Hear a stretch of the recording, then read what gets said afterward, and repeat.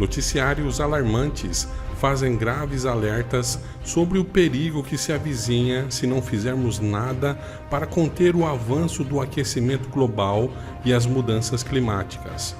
A ONU tem convocado os países para celebrarem vários acordos, chamando as nações para assinarem um termo de responsabilidade e comprometimento para a redução de emissão de gases poluentes, os quais, juntamente com o desmatamento desenfreado e outras ações do ser humano, estão colaborando para a degradação ambiental e provocando alterações significativas no clima do planeta.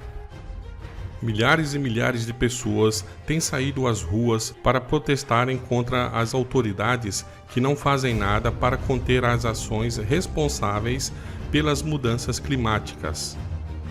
No mundo todo, vemos pessoas protestando, alertando e convocando os cidadãos para fazerem algo pelo futuro do nosso planeta.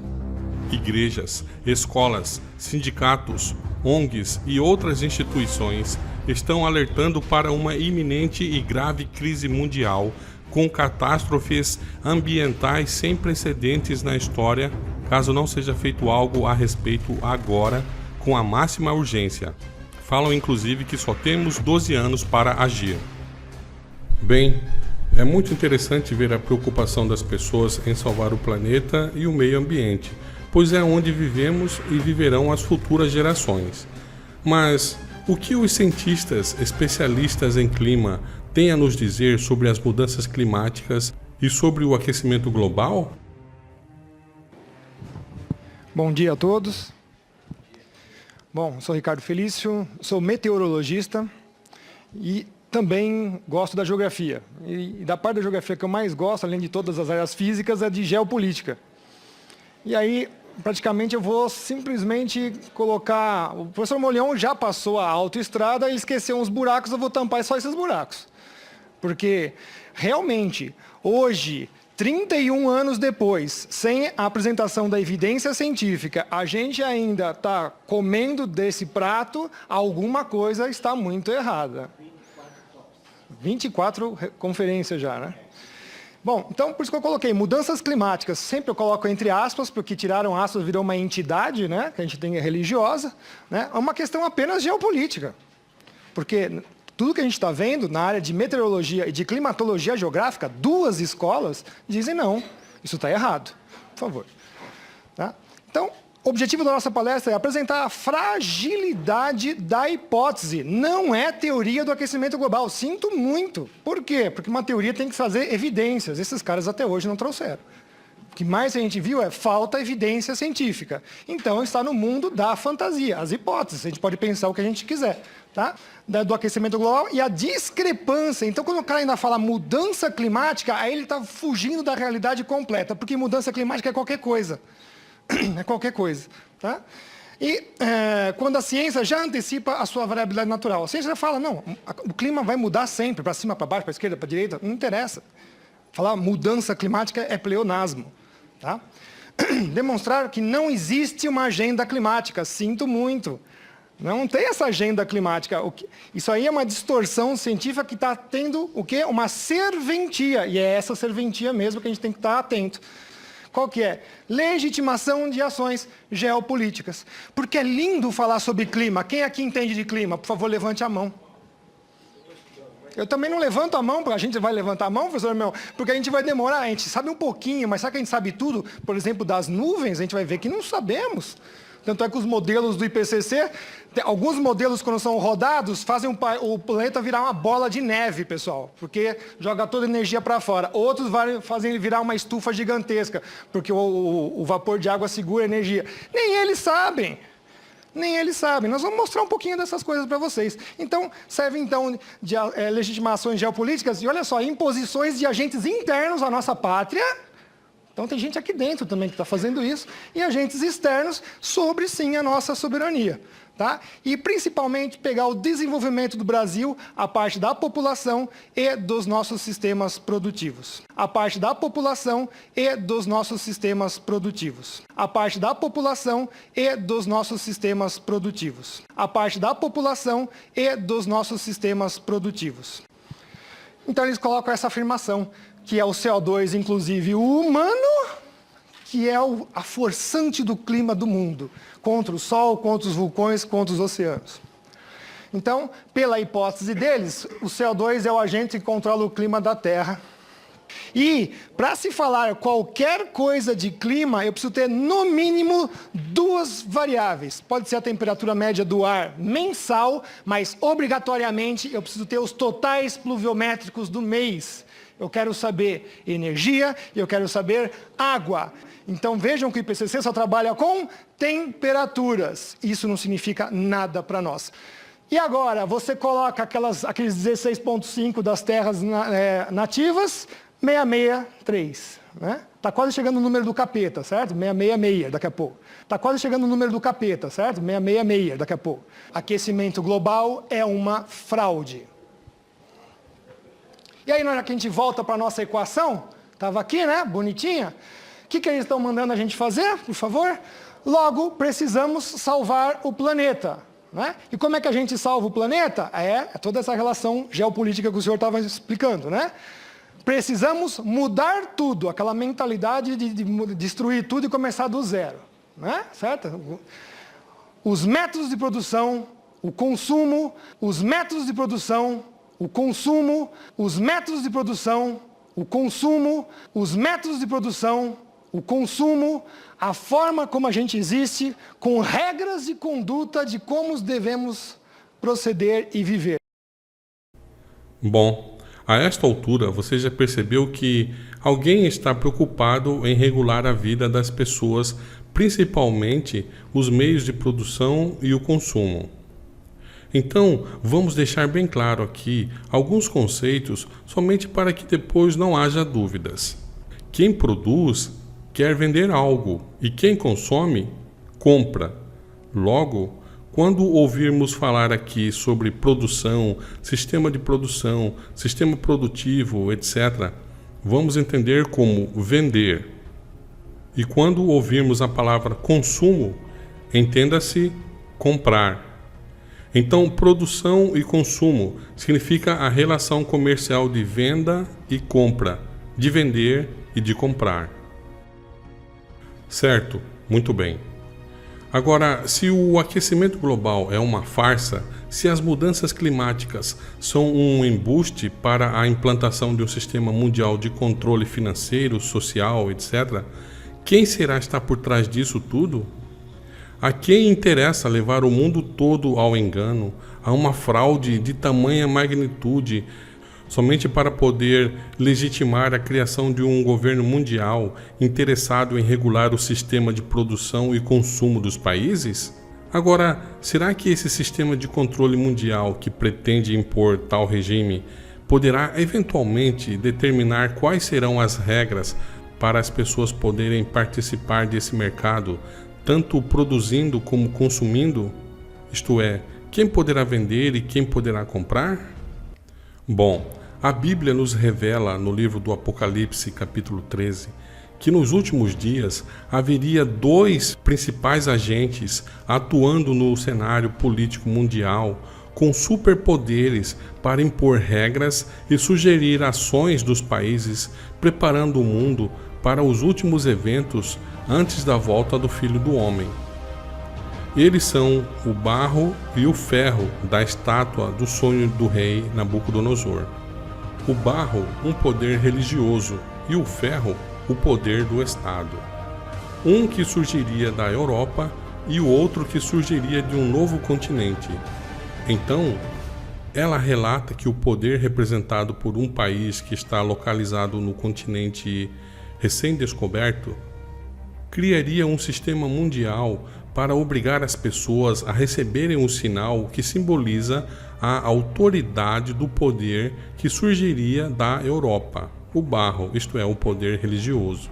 Fala também que esse poder, o ferro, o Estado, criaria uma espécie de governo mundial que funcionaria exatamente como funcionou o poder que surgiu na Europa e durou 1260 anos, começando no ano 538 d.C., isto é, impondo leis de cunho religioso através do Estado, usando inclusive todo o aparato estatal para fazer valer seus interesses religiosos.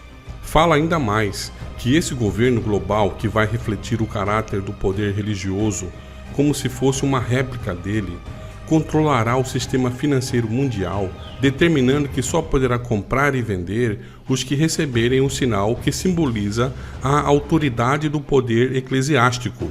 Ora, o grande sinal que representa a autoridade desse poder religioso não se trata de um dispositivo eletrônico, de microchip ou de códigos de barras, mas sim de um dia de descanso.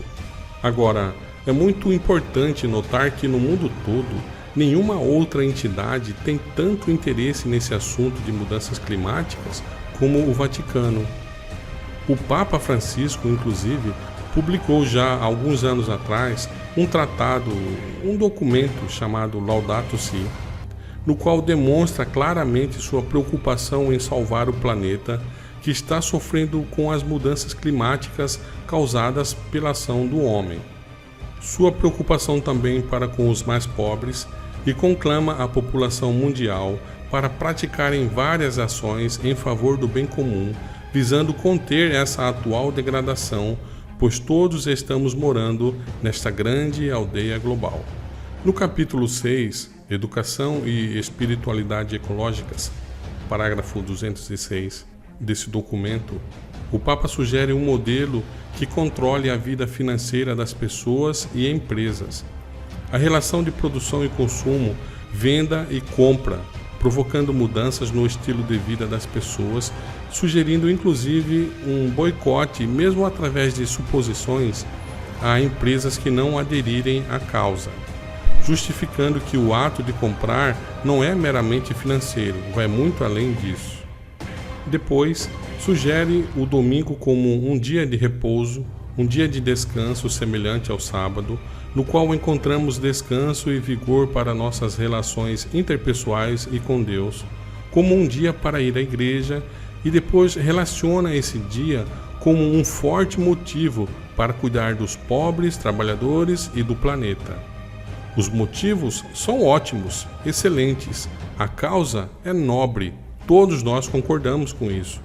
O erro, porém, está com o dia que ele sugere para o descanso, pois não confere com o dia de descanso que Deus estabeleceu para a humanidade, conforme consta no livro de Marcos, capítulo 2, verso 27. Sobre uno de los fenómenos más graves y preocupantes que está viviendo nuestra época, el cambio climático. Se trata de uno de los principales desafíos que debemos afrontar y para ello la humanidad está llamada a cultivar tres grandes cualidades morales: honestidad, responsabilidad y valentía.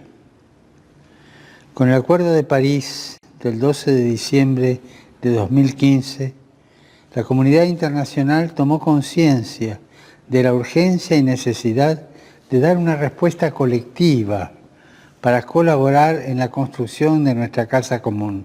Junto a tantas iniciativas, no solo por parte de los gobiernos, sino de toda la sociedad civil, es necesario preguntarse si existe una verdadera voluntad política para destinar mayores recursos humanos, financieros y tecnológicos a fin de mitigar los efectos negativos del cambio climático y ayudar a las poblaciones más pobres y vulnerables, que son las que más lo sufren. El problema del cambio climático está relacionado con cuestiones que tienen que ver con la ética, la equidad, la justicia social.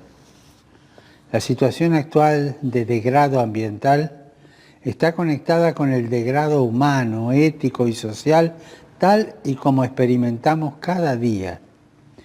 Y esto nos obliga a pensar sobre el sentido de nuestros modelos de consumo y de producción, de consumo y de producción, de consumo y de producción, de consumo y de producción, y en los procesos de educación y de concientización para hacer que sean coherentes con la dignidad humana.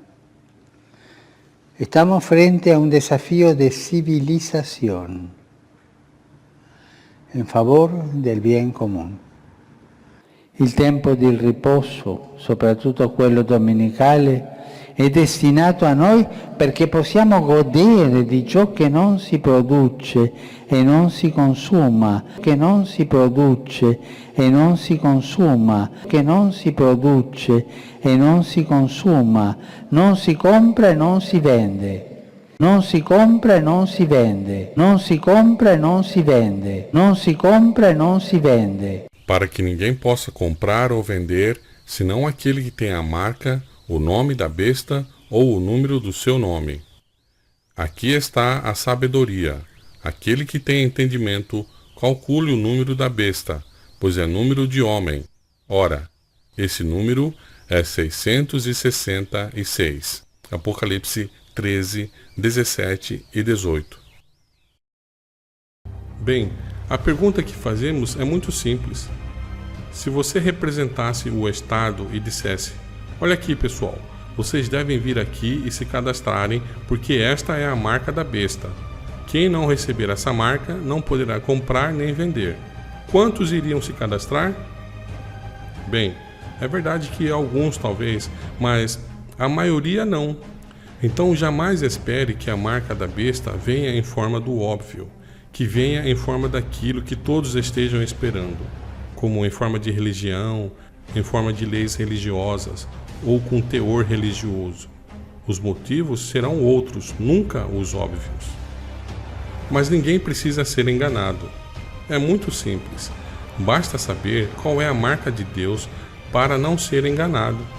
Aliás, para os que não querem receber a marca da besta, a única opção é receber a marca de Deus. Somente com a marca de Deus será possível resistir à marca da besta.